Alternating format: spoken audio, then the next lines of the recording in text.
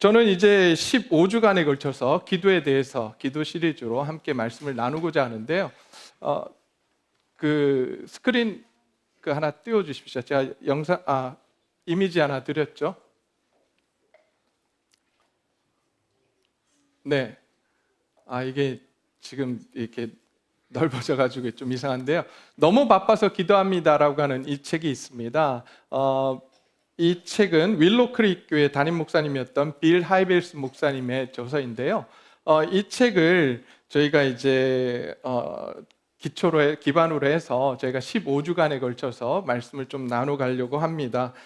이 책이 사실 좀 이렇게 구입을 해서 좀 나눠드리고 좀 함께 읽고 그렇게 가면 참 좋을 것 같은데 이 책이 절판이 됐습니다. 더 이상 안 나와요. 그래서 안타까운데 여러분 혹시 집에 이 책이 있으시다면 이 책을 좀 읽으시면서 한 챕터 한 챕터 제가 이제 설교를 요약하고 또 말씀을 가지고 좀 준비하면서 그렇게 가져가려고 하니까 먼저 집에서 한번 읽어보시면 또 오늘 설교 내용들이 더욱더 많은 은혜가 될 줄 믿습니다. 자, 오늘은 1장의 내용을 우리가 한번 살펴볼 텐데요. 1장의 제목이 뭐냐면 하나님의 임재와 능력이라고 하는 그러한 제목의 장입니다. 이 장을 통해서 빌 하이벨스 목사님은 왜 우리가 기도하는 것이 어려운가 하는 이야기를 다루고 있습니다. 여러분, 기도하는 게 쉽습니까? 어렵습니까? 네, 어떤 분들은 쉽다라고 이야기하시는 분들도 있지만 많은 분들이 기도에 대해서 참 어려워합니다. 왜 그렇게 어려운가? 이 빌 하이벨스 목사님은 이런 이야기를 합니다. 기도하기가 어려운 이유는 인간이 태어나는 순간부터 스스로 살아남기 위한 자급자족의 능력을 배우며 자라기 때문이다. 따라서 내가 내 힘으로 할 수 있다는 자기 신뢰의 가치관이 우리 사회에서 자리를 잡고 있기 때문이다라고 이야기를 합니다. 다시 이야기하면 내 힘으로 할 수 있는 자급자족의 능력, 이것이 미덕이기 때문에 우리는 사회 속에서 우리가 알든지 모르든지 우리는 계속해서 내 스스로 뭔가 할 수 있다라고 하는 그러한 이야기를 듣고 또 그러한 생각들을 우리 안에 심기며 살아갑니다. 그런데 사실 기도라고 하는 것은 무엇이냐 하면 기도란 내가 할 수 없음을 고백하는 것입니다.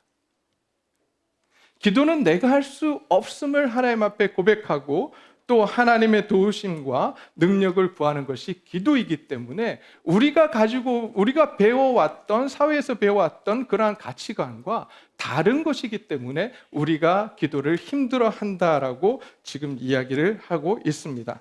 어쩌면 우리의 삶 속에서 개인적인 삶에서, 사업에서, 자녀 양육에서 성공 신화를 쓰기 위해 우리는 바쁘게 자신의 길을 가고 있습니다.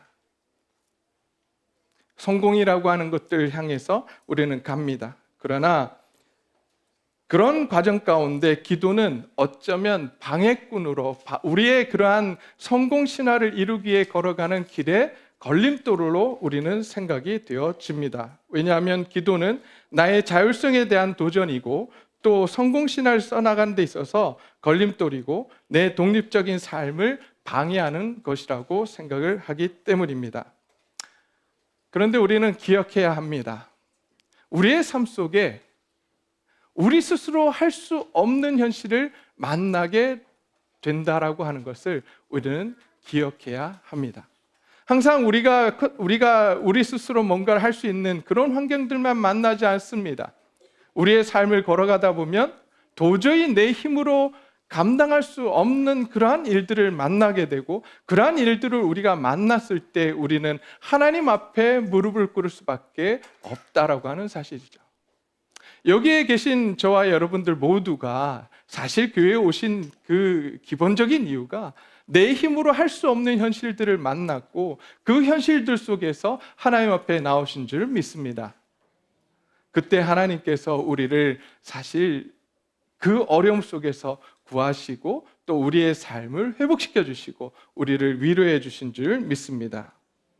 그래서 우리가 사실 기도하는 첫 번째 이유는 무엇이냐면 하나님과의 친밀한 연합 또 하나님과의 교제를 통해서 동행하는 삶을 살기 위함입니다.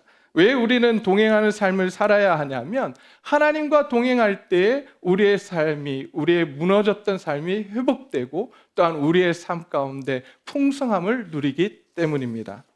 특별히 이런 현실들을 만날 때가 있죠. 고난을 만날 때가 있습니다. 시련과 실패, 외로움을 만날 때가 있습니다. 그때 하나님 앞에 나아가서 기도하면 하나님께서 이런 말씀을 주십니다. 내가 다 안다. 내가 너의 삶을 다 안다. 많이 힘들지? 여러분, 기도할 때마다, 우리가 만나는 현실 속에서 기도할 때마다 이 주의 음성을 들으시기를 주의 이름으로 축원드립니다.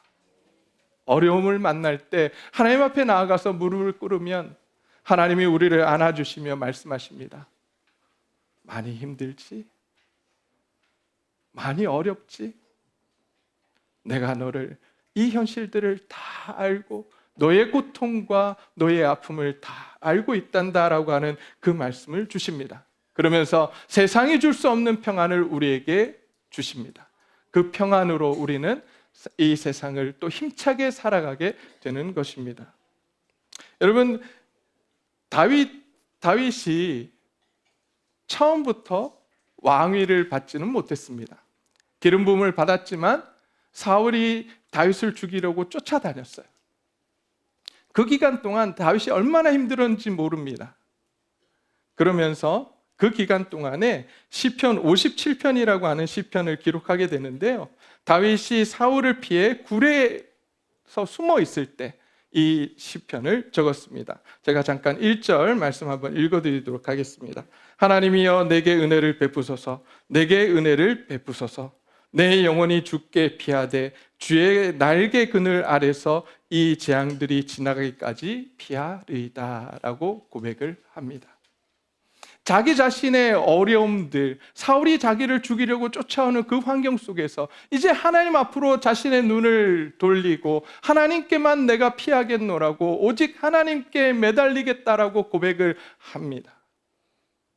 그리고 나서 7절에 가면 우리가 잘 아는 말씀, 찬양과 말씀의 고백을 합니다. 하나님이여 내 마음이 확정되고 내 마음이 확정되었사오니 내가 노래하고 내가 찬송하리이다 라고 고백을 합니다.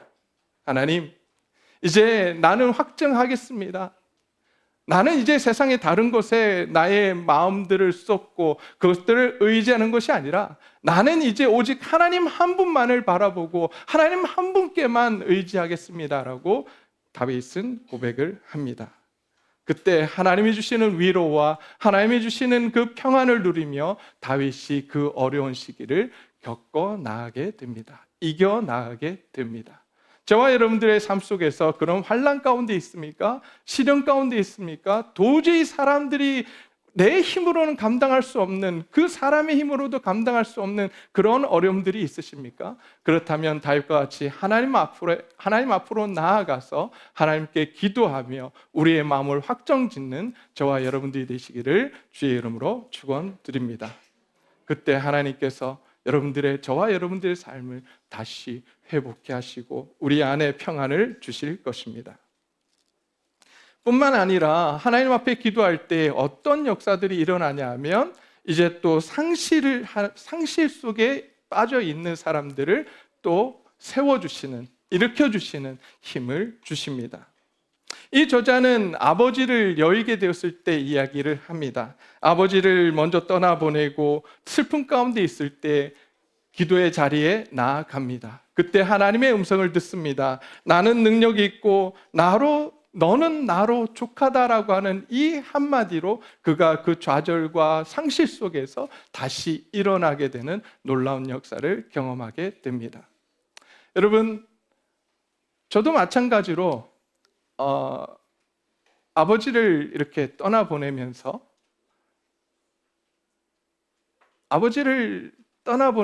제 안에 깊은 후회와 깊은 반성, 또 안타까움, 내가 이랬으면 어땠을까라고 하는 그런 마음들이 제 안에 깊이 남아 있었어요.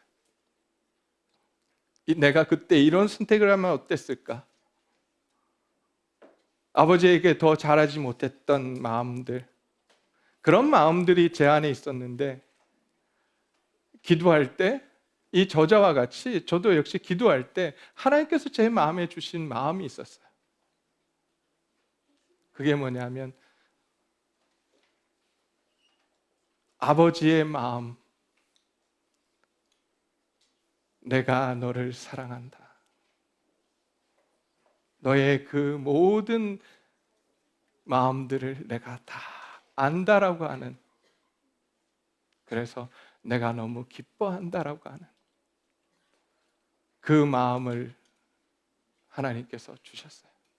그리고 나서 거기서부터 자유하게 됐습니다. 후회가 이제 더 이상 후회가 되지 않고 제가 앞으로 나아갈 수 있는 힘을 기도를 통해서, 하나님의 그 마음을 통해서 다시 한번 얻게 되었고, 오늘 이 자리에 또 담대하게 서게 되었습니다. 이렇게 우리의 삶 속에서 누군가를 떠나보내고 힘들어할 수밖에 없는 상황 가운데 있는 분들이 있습니까? 주위에 가족들 먼저 떠나보내고 혹은 친척을 떠나보내고 힘들어하는 분들이 계십니까? 그렇다면 오늘 저와 같이 기도하는 자리에 들어가기를 주의 이름으로 축원드립니다. 기도할 때 하나님이 주시는 그 놀라운 위로가 저와 여러분의 삶 가운데 있기를 주의 이름으로 축원드립니다. 여러분, 이러한 상실을 이겨낸 믿음의 선진들이 있었죠. 우리는 너무나도 잘 알고 있는 한 사람이 있습니다. 욥입니다. 욥은 하루아침에 자기가 가지고 있던 모든 재산을 잃어버립니다. 그리고 자기의 아들들 역시도 이제 7 아들과 3명의 딸을 잃는 그러한 경험을 하게 됩니다. 도저히 일어설 수 없을 것 같은 상황을 맞이하게 됩니다. 그 속에서 이 욥이 할 수 있었던 것은 다른 것이 아니에요. 하나님 앞에 나아가서 기도하는 일이었습니다. 그가 이런 기도를 합니다. 내가 모태에서 알몸으로 나왔사온즉 또한 알몸으로 돌아갈지라. 주신 이도 여호와시요 거두신 이도 여호와시오니 여호와의 이름이 찬송 받으실지니다라고 하나님 앞에 나아가서 기도를 합니다. 결국 욥의 그러한 상황 가운데 하나님이 개입하셨고 친구들이 와서 그를 괴롭혔지만 그 모든 상황 속에서 하나님이 그를 붙들고 계셨고 결국에는 그의 마음을 회복시키시고 그의 삶을 다시 한번 돌이켜주시는, 하나님의 은혜 가운데 세워주시는 놀라운 역사를 경험하게 됩니다. 이것은 욥에게만 또 다윗에게만 일어난 일이 아닙니다. 오늘날 우리에게 동일하게 일하시겠다고 우리에게 말씀해주고 계십니다. 언제 그런 일이 일어날까요? 언제 이런 일이 일어날까요? 하나님 앞에 나아가서 기도할 때 하나님께서 이렇게 일하시겠노라고 다윗의 경우를 통해서, 욥의 경우를 통해서 우리에게 말씀해주고 계십니다. 그래서 우리는 하나님 앞에 나아가서 이제 기도하는 저와 여러분들이 되시기를 주의 이름으로 축원드립니다. 왜냐하면 기도해 본 분들만이 알아요. 기도하면 하나님께서 우리 가운데 일하신다라고 하는 사실을 우리는 알고 있습니다. 사도 바울은 기도에 대해서 이렇게 이야기합니다. 빌립보서 4장 6절과 7절 말씀에 아무것도 염려하지 말고 다만 모든 일에 기도와 간구로 너희 구할 것을 감사함으로 하나님께 아뢰라. 그리하면 모든 지각에 뛰어난 하나님의 평강이 그리스도 예수 안에서 너희 마음과 생각을 지키시리라 라고 말씀을 하십니다. 하나님께서 우리의 삶을 지켜주시겠다고 합니다. 우리의 삶을 지키시고 우리의 그 삶, 현실의 삶 가운데서 승리하는 삶을 살아갈 수 있도록 도와주시겠다라고 말씀하십니다. 그래서 우리가 기도하는 두 번째 이유는 우리의 현실의 삶에서, 영적인 싸움에서 승리하는 능력이 기도에서 나오기 때문입니다. 오늘 본문 출애굽기 17장 8절과 13절까지의 말씀은 이스라엘과 아말렉과의 전쟁의 이야기입니다. 여러분, 아말렉은 어떠한 민족이었을까요? 아말렉 어떤 민족이죠? 네, 아말렉은요 누구의 후손이냐면 에서의 후손이었습니다. 에서와 쌍둥이 형제가 있었습니다. 그 사람의 이름이 야곱이죠. 자, 근데 이 야곱이 에서의 모든 장자권과 그리고 유산을 다 빼앗습니다. 그때 에서가 화가 나서 이제 에서가 이제 야곱을 이제 죽이려고 했던 그러한 상황 가운데 있었습니다.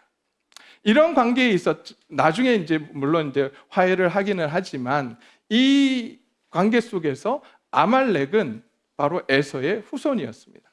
그런 아말렉이 이스라엘이 이제 이집트로부터 출애굽을 하고 이제 나와서 광야를 길을 걸어갈 때에 아말렉이 뒤에서, 그러니까 전면전을 펼치는 것도 아니에요.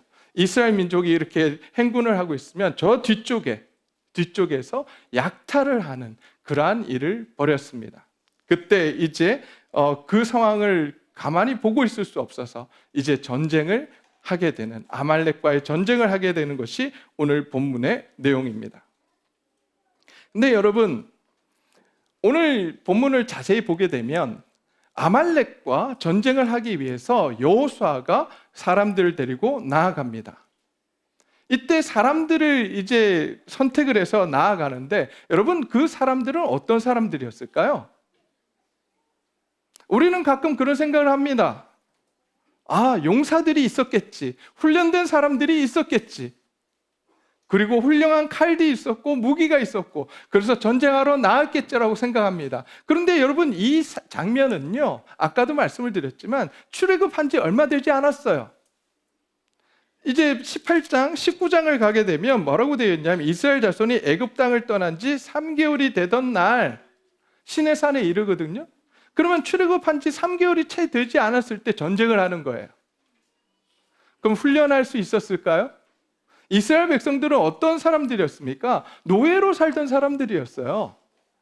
그런데 이제 전쟁을 해야 되는 상황이에요. 어쩌면 훈련되지 않은 사람들, 오합지졸의 사람들을 데리고 여호수아는 전쟁하러 나갑니다. 또 그들에게 들려있던 칼은 어떤 칼이었을까요? 철기 문화가 들어오지 않았던 시대였습니다. 청동기 칼이었어요. 그들이 얼마나 칼을 준비하며 출애굽했겠습니까? 먹거리만 챙겨 나오기에도 버거웠던 그 시간들이었는데 칼을 도대체 몇 자루나 가지고 나올 수 있었을까요? 근데 재밌는 건 그 상황 속에서 여호수아가 어떻게 하냐면 나아갑니다. 선택한 군대를 데리고 전쟁하러 나가요. 어떻게 나갈 수 있었을까? 본문 말씀을 보게 되면 이 여호수아는 단 하나, 모세의 이야기를 믿고 모세의 약속을 믿고 나가게 됩니다.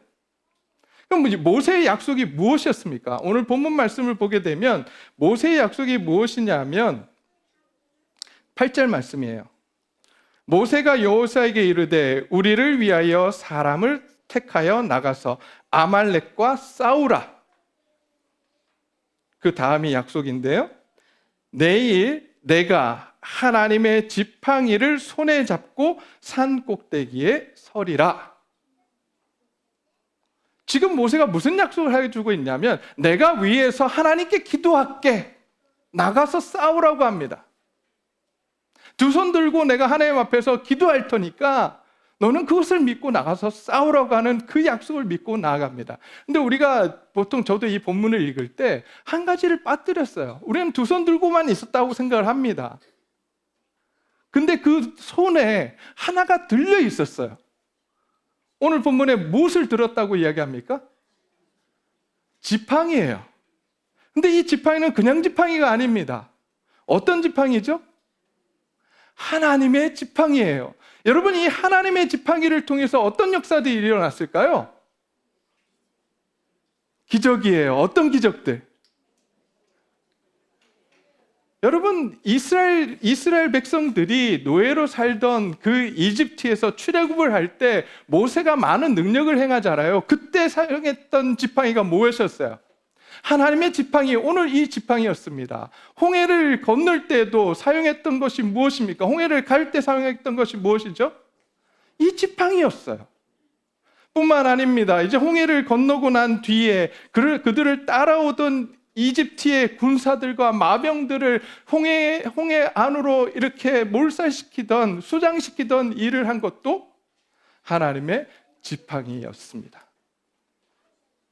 그러기에 이제 하나님의 능력을 상징하는 그 지팡이를 모세가 들고 하나님 앞에서 기도하겠다고 할 때 여호수아는 자신의 환경을 보지 않았습니다. 자신에게 주어진 사람을 보지 않았습니다. 오직 그 약속, 기도하겠다라고 하는 모세의 약속을 붙들고 하나님의 그 지팡이, 능력의 지팡이를 믿고 나아가서 싸우게 됩니다. 결과가 어떻게 됐을까요?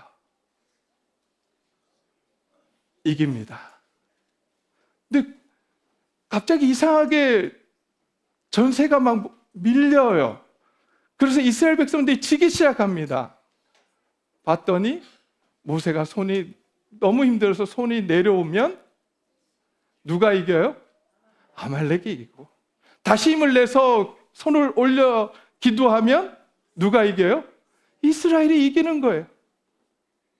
그러자 이제 옆에 있던 아론과 훌이 모세를 돌에 앉게 하고 양쪽에서 모세의 손을 들어서 함께 그 전쟁이 마칠 때까지 손을 들고 하나님 앞에서 기도하는 것을 돕습니다.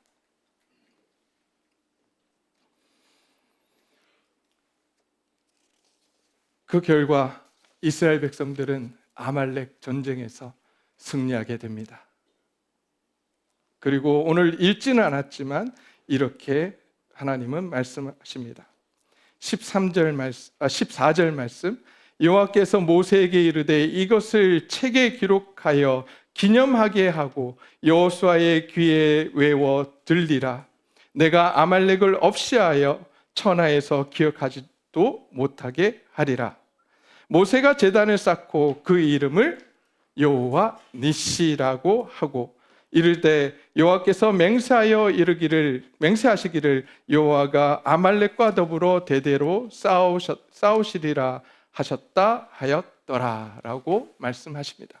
여기서 여호와 니시라고 하는 말이 나옵니다. 하나님께서 싸워 이기셨다라고 하는 거예요. 근데 여러분, 여기서 승리의 요인, 승리하게 된 그 원동력, 승리하게 된 그 곳이 어디였습니까? 실제 전장이었습니까? 아니면 모세가 손을 들고 기도하던 곳이었습니까? 승리할 수 있게 만든 곳은 바로 기도하는 곳이었습니다. 모세가 손을 들고 기도할 때 하나님의 능력이 여호수아와 함께 했습니다. 기도는 그러한 능력을 갖고 있습니다. 기도할 때 하나님의 능력을 이 땅으로 끌어내리는 역사가 일어납니다. 우리가 일할 때는 우리가 일합니다. 그러나 우리가 기도할 때는 하나님이 일하십니다. 믿으십니까? 하나님이 근데 어떤 분이세요? 하나님이 어떤 분이시죠? 여러분, 하나님이 어떤 분이세요? 창조주시잖아요. 만왕의 왕이시잖아요. 전지전능하신 분이시잖아요. 그럼 내가 하는 일보다 하나님이 하실 때 어떤 역사가 일어나겠습니까? 내가 하는 일, 내가 열심히 하는 것보다 하나님이 개입하셨을 때 놀라운 역사들을 이루어 가실 것입니다. 우리가 그것을 믿는다면 우리는 이제 기도하는 것을 쉬지 말아야 합니다. 아니면 어쩌면 우리의 일상이 너무 바쁘기 때문에 내 힘으로 도저히 할 수 없는, 내가 보기에 도저히 내가 감당할 수 없을 것 같기에 밤을 새우는 것이 아니라 오히려 하나님 앞에 나와 무릎을 꿇고 우리는 기도해야 합니다. 하나님, 내가 할 수 없을 것 같아요. 하나님, 나에게 능력을 주세요. 하나님, 나에게 이 상황 가운데 나를 도와줄 사람들을 붙여주세요. 그렇게 기도할 때 하나님은 우리의 삶 가운데 일하십니다. 하나님께서 우리의 삶 가운데 일하시고 우리에게 필요한 것들을 공급하실 줄 믿습니다. 여러분, 우리가 기도하지 않고 이 일은 내 힘으로 할 수 있다며 이제 우리의 두 손을 주머니 안에 찔러 넣는 순간 우리는 하나님의 능력으로부터 스스로를 단절시킵니다. 그렇게 우리가 하나님 앞에 기도하지 않을 때 그 결과는 낙심과 패배감을 가질 수밖에 없습니다. 그러기에 우리는 하나님 앞에 나아가서 기도해야 합니다. 우리가 기도할 때 하나님의 능력이 또 지혜와 용기와 인내와 모든 상황 가운데 하나님의 역사들이 우리와 함께 하실 것입니다. 근데 혼자 기도하면 어때요? 혼자 기도하면 어떻습니까? 힘들어요. 지쳐요. 모세도 그랬습니다. 그래서 그 옆에 누가 있었죠? 모세 옆에 아론과 훌이 있었습니다.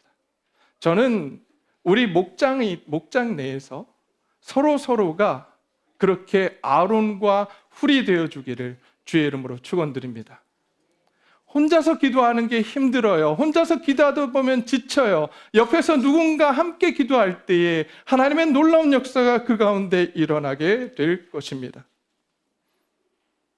그래서 목장 가운데 기도하는 그러한 역사들이 일어나고 기도의 동력자들이 되어서 서로를 위해서 기도하고 기도 제목이 나누어졌을 때 서로를 위해서 기도했을 때 하나님께서 그것들 이루어 가시는 모습들을 보며 또 하나님 앞에 감사하고 찬양하는 놀라운 역사들이 우리 목장들 가운데 일어나기를 주의 이름으로 축원드립니다.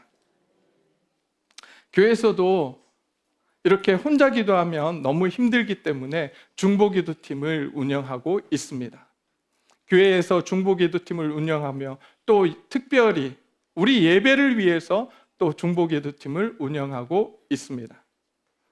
10시부터 우리 드림센터 교육관에서 교육관 3층에서 이제 중보기도팀을 운영하고 있는데요. 여러분 혹시 스펄전 목사님이라고 아십니까? 설교의 대가였던 수만 명을 하나님 앞으로 복음으로 변화시켰던 말씀으로 변화시켰던 그 목사님 교회에 5명의 젊은 신학생들이 찾아가게 됩니다. 그 교회 방문했을 때 어떻게 그렇게 하나님의 역사들이 일어납니까? 어떻게 설교를 준비합니까? 라고 물었을 때 이 스펄전 목사님이 이 5명의 신학생들을 데리고 지하실로 내려갑니다. 그 지하실에 내려갔더니 300명의 사람들이 그곳에서 그 예배를 위해서 기도하고 있었습니다. 스펄전 목사님이 이렇게 말합니다. 이곳이 우리 교회의 보일러실이다. 우리 교회를 움직이게 하는 원동력이 되는 곳이 바로 이곳이다라고 말합니다. 교회의 부흥과 설교의 힘은 자신의 달변이 아니라 바로 이 지하에서 드려지는 성도들의 눈물 섞인 기도에서 나왔다라고 말을 합니다. 설교자가 영적으로 지치지 않도록 그리고 청중의 마음밭이 기도로 기경이 되도록 돕는 영적인 군대였던 것입니다. 저는 이런 꿈을 꿉니다.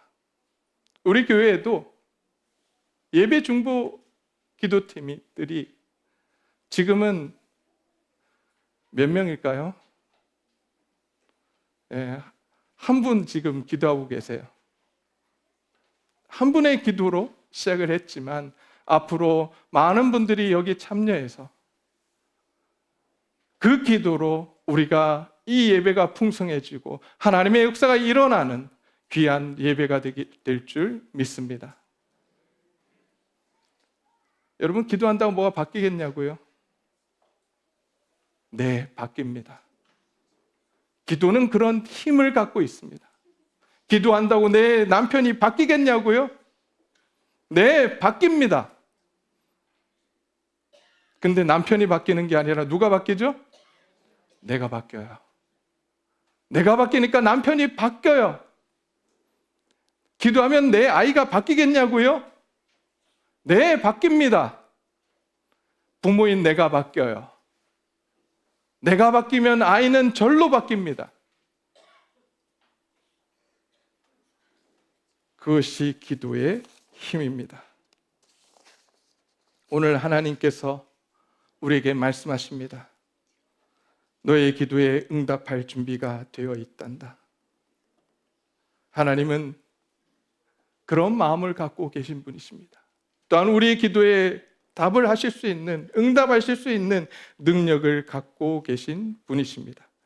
오늘 우리 삶에서, 가정에서, 직장에서 문제들이 있습니까? 그래서 낙심해서 기도의 팔이 내려와 있지는 않습니까? 이제 하나님은 다시 우리의 기도를 듣고 싶어 하십니다. 이제 우리가 기도의 자리에 우리의 두 손을 들고 하나님 앞에 나아가 기도하는 저와 여러분들이 되시기를 간절히 소원합니다.